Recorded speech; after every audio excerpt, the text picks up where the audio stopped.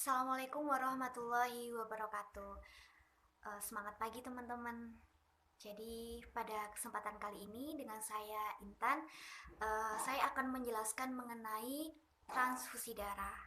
Nah, nanti ada penjelasan dari Mbak Bibing Rizka yang akan menjelaskan tentang transplantasi anggota tubuh.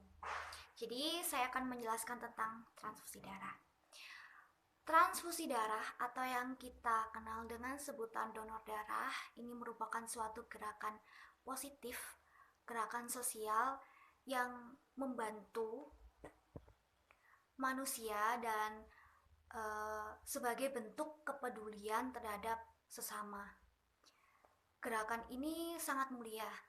Jadi Jadi, pada tanggal 14 Juni tahun 2004 itu ditetapkan sebagai Hari Donor Darah Sedunia. Jadi, seiring dengan gerakan tersebut, transfusi darah itu jadi munculnya beberapa masalah, yaitu jual belinya darah secara ilegal. Nah, jadi kejadian ini masih sering terjadi di daerah Jakarta dan Medan. Jadi di sana itu orang masih ada beberapa oknum yang menjual belikan darah itu secara ilegal, dan ini memang benar-benar dilarang ya. Karena haram diperjualbelikan itu tidak boleh. Baik, jadi sebelum saya mengulas lebih dalam mengenai transfusi darah, bagaimana hukum di dalam Islam mengenai tentang donor darah ini, saya akan menjelaskan sedikit tentang darah karena ini ada kaitannya mengenai darah. Jadi apa itu darah? Jadi darah itu adalah jaringan cair yang terdiri dari dua bagian, yakni plasma dan sel darah. Jadi darah itu jaringan cair yang terdiri dari dua bagian, yaitu plasma dan sel darah. Nah, darah itu secara keseluruhan itu kira-kira 1/12 atau 5 liter di dalam tubuh manusia. 55%-nya itu cairan atau plasma dan 45%-nya itu sel darah. Nah, sel darah itu terdiri dari 3, sel darah merah, sel darah putih, dan trombosit. Saya ulangi lagi supaya tidak lupa. Darah itu jaringan cair yang terdiri dari dua bagian, plasma dan sel darah. Nah, sel darah itu ada 3, sel darah merah, putih, dan trombosit. Nah, pada darah ini terdapat fungsinya masing-masing yang bekerja di tubuh manusia. Jadi plasma darah ini berfungsi untuk menyalurkan makanan. Jadi fungsinya plasma ini menyalurkan makanan, kemudian lemak, asam amino ke jaringan tubuh. Jadi yang menyalurkan ke jaringan tubuh itu plasma darah, menyalurkan makanan, asam amino, dan lemak. Kemudian kalau sel darah merah ini itu jadi sel darah merah ini bekerja sebagai sistem transport dari tubuh. Jadi mengantarkan semua bahan kimia, ada oksigen, kemudian zat makanan yang diperlukan tubuh supaya fungsinya itu normal dan dapat berjalan. Kemudian sel darah merah ini juga bekerja sebagai menyingkirkan karbon dioksida dan hasil buangan lainnya serta mengatur napas ke seluruh tubuh. Itu sel darah merah. Kemudian kalau sel darah putih ini, jadi sel darah putih ini penting sebagai kelangsungan kesehatan tubuh. Jadi fungsinya itu untuk membekukan darah yang terkena infeksi atau cedera, kemudian menangkap organisme hidup dan menghancurkannya, menyingkirkan kotoran, menyediakan bahan pelindung yang melindungi tubuh dari serangga, bakteri, dan dengan cara ini jaringan yang sakit atau terluka dapat dibuang dan dipulihkan. Itu fungsi dari sel darah putih. Kemudian trombosit. Nah, trombosit ini berfungsi untuk membekukan darah yang keluar dari anggota tubuh yang terluka.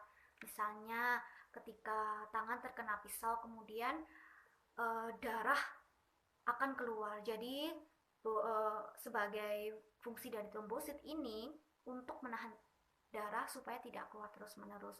Jadi misalnya apa akibatnya kalau di dalam tubuh manusia ini tidak terdapat trombosit? Nah, jadi ketika darah keluar misalnya setelah kecelakaan, kemudian darahnya keluar terus-menerus karena tidak ada trombosit, sehingga manusia akan kekurangan darah dan itu menyebabkan kematian. Jadi kata transfusi itu berasal dari bahasa Inggris yaitu blood transfusion yang artinya itu memasukkan darah orang lain ke pembuluh darah orang yang akan ditolong. Nah, itu pengertiannya. Teman-teman kalau baca makalah saya di situ ada beberapa pengertian mengenai transfusi darah dari berbagai tokoh. Nah, jenis-jenis darah yang dimiliki manusia ada A, AB, A, B, dan O. Kalau golongan AB dapat memberi darah pada AB, golongan A dapat memberi darah kepada A dan AB, golongan B dapat memberi darah kepada B dan AB, dan golongan O dapat memberi darah ke semua golongan darah. Jadi, transfusi darah ini adalah seseorang yang menyumbangkan darah kepada orang lain dengan tujuan untuk menyelamatkan jiwa orang yang membutuhkan darah tersebut. Nah, itu mengenai transfusi darah. Kemudian saya akan jelaskan sedikit mengenai tentang sejarah transfusi darah. Jadi sejarah ini bermula sejak tahun 1665. Jadi pencetus utamanya yaitu Dr. Richard. Jadi pertama kali transfusi darah ini dilakukan oleh hewan. Jadi beliau itu melakukan transfusi darah dari anjing satu ke anjing lain. Kemudian 2 tahun kemudian ada Jean Baptiste Denis. Beliau ini seorang dokter dan filsuf dan astronom dari Prancis.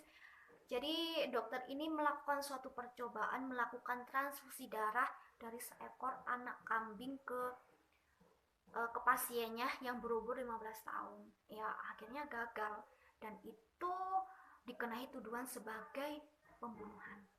Ini mengenai sejarah singkatnya. Jadi seperti itu. Kemudian selanjutnya, bagaimana apa landasan hukum mengenai transfusi darah? Jadi transfusi darah itu merupakan salah satu bentuk upaya manusia ketika diserang penyakit karena manusia tidak boleh berputus asa pada penyakit yang menimpanya. Nah, kemudian menyumbangkan darah kepada orang lain yang amat membutuhkan menurut kesepakatan para ahli fikih termasuk dalam kerangka tujuan syariat Islam, yaitu menghindarkan salah satu bentuk kemudorotan yang akan menimpa diri seseorang. Tapi pada umumnya pembicaraan tentang transfusi darah ini mencapai kesimpulan dibolehkan dilaksanakan, namun berbeda pendapat pada kasus-kasus yang muncul. Di antara landasan hukumnya Al-Quran di sini. Jadi teman-teman bisa baca Al-Baqarah ayat 173. Ini kemudian ada 2 ayat ya di sini. Saya bacakan yang kemudian yang B itu hadis. Mengenai hadis saya bacakan hadis di sini.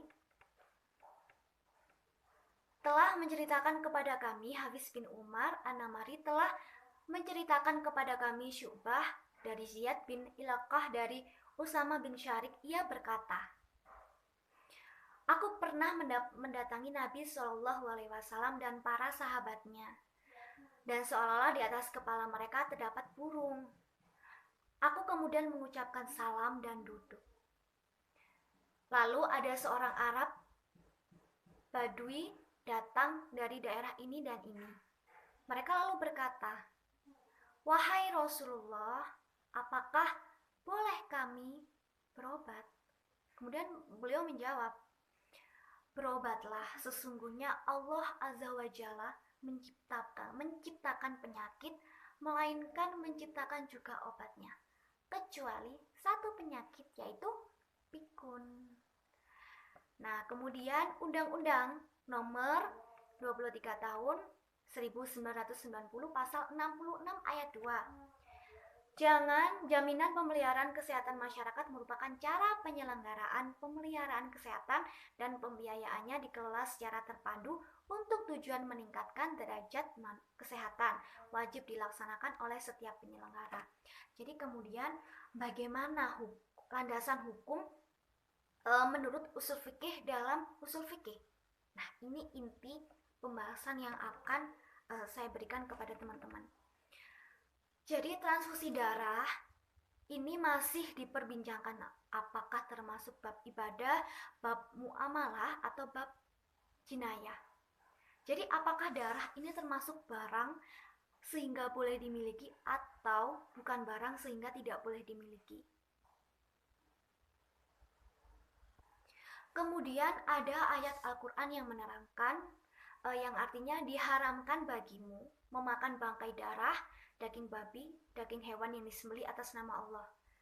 Ini surat Al-Maidah ayat 3. Jadi ayat tersebut pada dasarnya melarang memakan maupun mempergunakan darah, baik secara langsung maupun tidak. Akan tetapi, apabila darah merupakan satu-satunya jalan untuk menyelamatkan jiwa seseorang yang kehabisan darah, maka mempergunakan darah diperbolehkan dengan jalan transfusi. Jadi misalnya meskipun darah itu haram, darah itu najis, tetapi jika kondisinya itu terpaksa dan seseorang itu akan mati ketika dia tidak dapat melakukan transfusi karena memang kehabisan darah, maka boleh dilakukan, maka tidak apa-apa.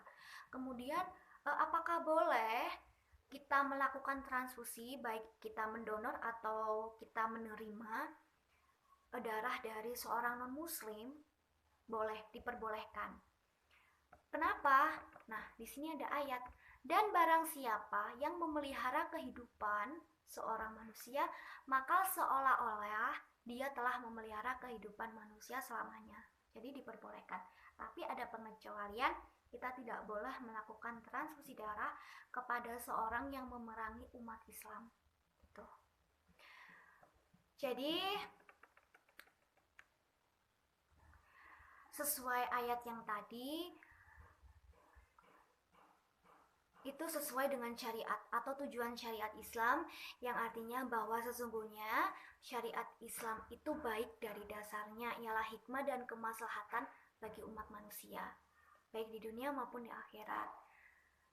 Kemaslahatan yang terkandung dalam mempergunakan darah dalam transfusi darah adalah untuk menjaga keselamatan jiwa seseorang yang merupakan hajat manusia dalam keadaan darurat, karena tidak ada bahan lain yang dapat dipergunakan untuk menyelamatkan jiwanya. Jadi saya ulangi lagi, intinya meskipun darah itu najis, meskipun darah itu haram, tetapi jika kita gunakan untuk menolong seseorang karena orang itu membutuhkan darah untuk bertahan hidup, kita menyelamatkan seseorang dari kehidupannya, maka diperbolehkan. Begitu.